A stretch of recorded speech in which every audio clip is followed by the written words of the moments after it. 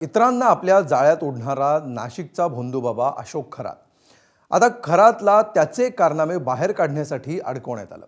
नाशिकचे एक सीए त्याच्या जाळ्यामध्ये कसे अडकले आणि नंतर या भोंदूचंच बिंग कसं त्यांनी फोडलं, यावर आमचे नाशिकचे प्रतिनिधी शुभम बोडके याचा हा स्पेशल रिपोर्ट।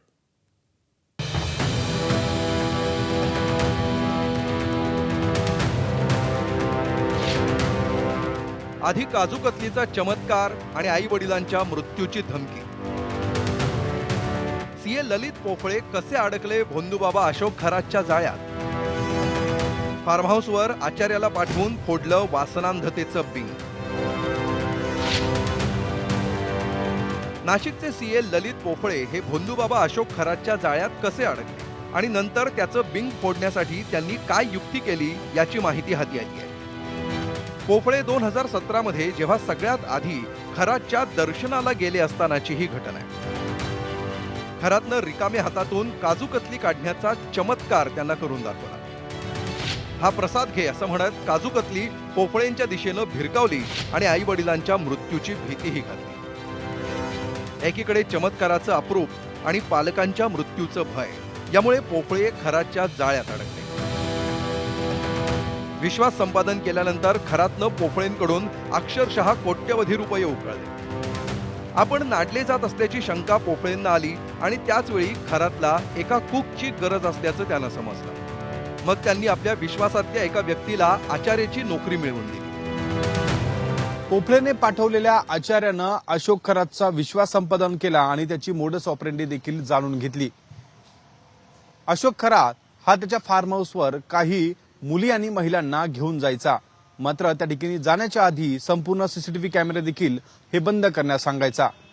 या मुली आणि महिलांसोबत तो दारू प्यायचा आणि बेडवर घाणेरडे कृत्य देखील करायचा।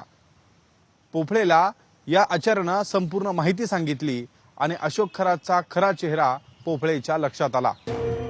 या आचार्यानं पुरवलेली माहिती आणि सीसीटीव्ही फुटेजमुळे खरातच्या कृष्णकृत्यांचा पर्दाफाश झाला। अनेक नेते, सरकारी अधिकारी या भोंदूबाबाच्या नादी लागल्याचं समोर येत असताना आता त्यांच्यावर कठोर कारवाईची शक्यताही वाढत चालली आहे। महसूल खात्यातले कोणी अधिकारी खरात प्रकरणाशी जोडले गेले तर त्यांना थेट बडतर्फ करण्यात येईल अशी घोषणा मंत्री चंद्रशेखर बावनकुळे यांनी केली आहे। हे लोक बडतर्फ होते, अशोक खरातला साथ देणारे, ज्यांनी पूर्ण इन्व्हॉल्वमेंट दिसतं आम्हाला जमिनी खरेदी करण्यात, जमिनी लाटण्यामध्ये, काही ठिकाणी त्या ठिकाणी व्यवहार करण्यामध्ये, आर्थिक व्यवहारामध्ये आम्ही सर्व तपासतो आहे, घाई करत नाही आहे। पण एसआयटीला आम्ही विनंती केलेली आहे की आमच्याही खात्याचं असेल तर आम्हालाही पाठवा, ज्या ज्या खात्याचे जे लोक आहेत त्यांच्याकडे तुम्ही आमचा रिपोर्ट पाठवा, आम्ही कारवाई करू। दरम्यान रविवारी खरातला 6व्या गुन्ह्यात 14 दिवसांची न्यायालयीन कोठडी ठोठावण्यात आली आहे। आज आरोपी अशोक खरात जो आहे त्याला व्हिडिओ कॉन्फरन्सिंगद्वारे माननीय कोर्टामध्ये हजर करण्यात आलेलं होतं। गुन्हा रजिस्टर नंबर 81/2026 मध्ये तो पोलीस कोठडीमध्ये होता। त्या गुन्ह्याचा तपास आहे आणि इतर पण गुन्ह्यांचे तपास सुरू आहे। या गुन्ह्यामधला जो पोलीस कस्टडीचा हक्क आहे तो राखीव ठेवून आज त्याला आम्ही जो दुसरा महिला अत्याचाराचा गुन्हा आहे 85/2026 त्याच्यामध्ये वर्ग करून करण्यात आलेला आहे आणि त्याला उद्या माननीय कोर्टामध्ये पोलीस कस्टडीसाठी हजर करण्यात येईल। तत्पूर्वी खरातच्या पोलीस कोठडीचे हक्क राखून त्याला न्यायालयीन कोठडी मिळावी असा अर्ज सादर करण्यात आला होता।